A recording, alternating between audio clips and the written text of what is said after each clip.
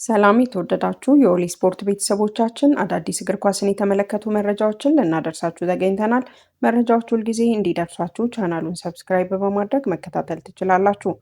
በዛሬው ዝግጅታችን የምንዳስሰው በአውሮፓ ቻምፒዮንስ ሊግ የአርሰናል እና ባየር ሙኒክ ታላቅነትና የሚያደርጉትን ጨዋታ ይሆናል። የአውሮፓ እግር ኳስ የኃይል ሚዛን ለውጥ አርሰናል እና ባየር ሙኒክ በ2015 ዓ.ም ህዳር ወር ላይ አርሰናል በአሊያንስ ስቴዲየም ከባየር ሙኒክ ተጫውቶ 5-1 በሆነ ከፍተኛ ውጤት ተሸነፈ። ይህ በዚያን ጊዜ በአርሰናል ታሪክ በአውሮፓ ከደረሱበት የከፋ ሽንፈቶች አንዱ ነበር። በዚያ ወቅት የእንግሊዝ ቡድኖች በቻምፒዮንስ ሊግ እየተቸገሩ ነበር። በ2015-16 እና በ2016-17 የውድድር ዘመናት ከፕሪምየር ሊጉ ማንቸስተር ሲቲ እና ሌስተር ብቻ ከምድብ ማለፍ ችለው ነበር። ነገር ግን በ2025 ሁኔታው ተቀይሯል። አርሰናል አሁን የክለቡ ኢሎ በሚባለው ደረጃ አሰጣጥ መሰረት በአውሮፓ ቀዳሚው ቡድን ተደርጎ ይወሰዳል። ባየር ሙኒክ በበኩሉ ወደ ሶስተኛ ደረጃ ወርዷል። እንዲያውም በዚህ ደረጃ አሰጣጥ 12 የፕሪምየር ሊግ ቡድኖች አሁንም ከ20ዎቹ ምርጥ ክለቦች መካከል ይገኛሉ። የኳስ መረጃ የሚያጠናው 21 ግሩፕ ተንታኝ ኦማር ቻውንድሪ እንደሚሉት አንድ የፕሪምየር ሊግ ታላቅ የሚባል ቡድን አሁን በሊግ ጨዋታቸው 66% ያክሉን ያሸንፋል። ነገር ግን ይኸው ቡድን በሌሎች ሊጎች ቢጫወት የአሸናፊነት ምጣኔያቸው ሊጨምር ይችላል።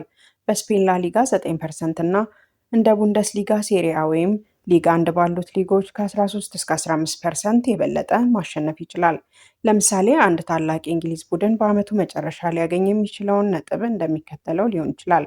በፕሪምየር ሊግ ቢቆይ 86 ነጥብ፣ በስፔን ላ ሊጋ ቢጫወት 97 ነጥብ፣ በቡንደስሊጋ ቢጫወት በ34 ጨዋታዎች 91 ነጥብ፣ በሴሪያ ቢጫወት ከ100 ነጥብ በላይ። ይህም ማለት ፕሪምየር ሊጉ እጅግ በጣም ጠንካራ እና የበላይ ሆኗል ብለው ይከራከራሉ። በፕሪምየር ሊጉ ታላቅነት ገንዘብ ዋነኛው ምክንያት ነው። የፕሪምየር ሊግ ክለቦች የፋይናንስ ኃይላቸውን በአግባቡ ይጠቀማሉ። ምርጥ አሰልጣኞችን ይቀጥራሉ፣ ምርጥ ተጫዋቾችን ይገዛሉ፣ እንዲሁም ወደ ኮከብነት የሚለውጡ ዝቅተኛ ዋጋ ያላቸውን ተጫዋቾች ያገኛሉ።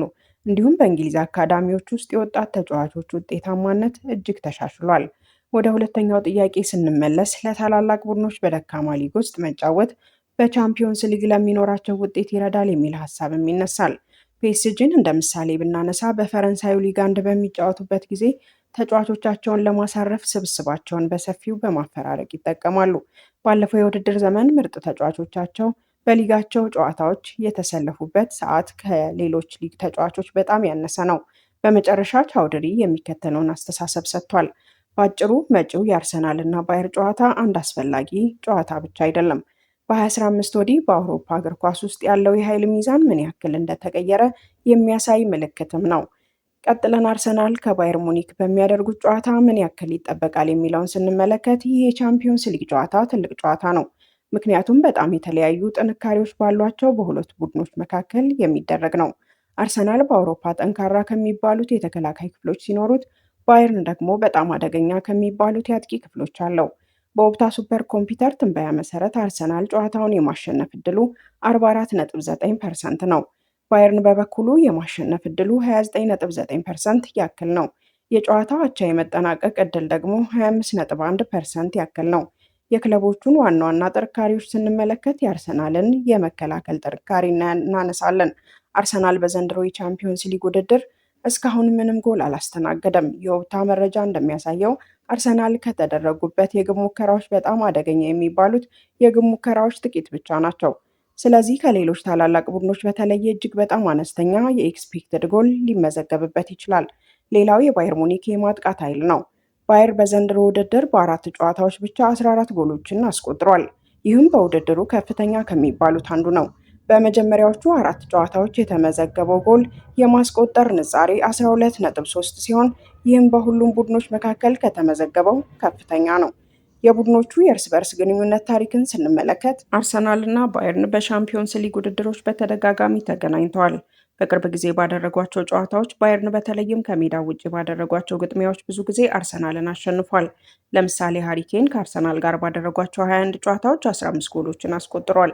የሚጠበቁ የመጀመሪያ ቋሚ አሰላለፎችን ኦፕታ ያስቀመጠውን ግምት ስንመለከት በአርሰናል በኩል ራያ፣ ቲምበር፣ ሳሊባ፣ ሂንካፒዮ፣ ካላፊዮሪ፣ ዙቢሜንዲ፣ ኖርጋርድ፣ ራይስ፣ ሳካ፣ ትሮሳርድ፣ ሜሪኖ እንደሚሆኑ ሲጠበቅ በባየርን በኩል ደግሞ ኡርቢክ፣ ላይመር፣ ታህ፣ ኡፓሜካኖ፣ ስታኒሲች፣ ኪሚሽ፣ ጎሬትስካ፣ ካርል፣ ኬን፣ ኦሊሴ እና ጃክሰን እንደሚሆኑ ይጠበቃል። እነዚህ የሚጠበቁ የሚሰለፉ ተጫዋቾች ዝርዝር ናቸው። በመጨረሻም አጠቃላይ ትንበያው እንደሚያሳየው ምንም እንኳን ያለፉት ጨዋታዎች ታሪክ አርሰናል ከባየርን ጋር ሲጫወት ተቸግሮ የነበረ ቢሆንም በትንበያ ሞዴሉ አሁን ላይ አርሰናል ጨዋታውን እንደሚያሸንፍ የተሻለ ግምት ሰጥቶታል።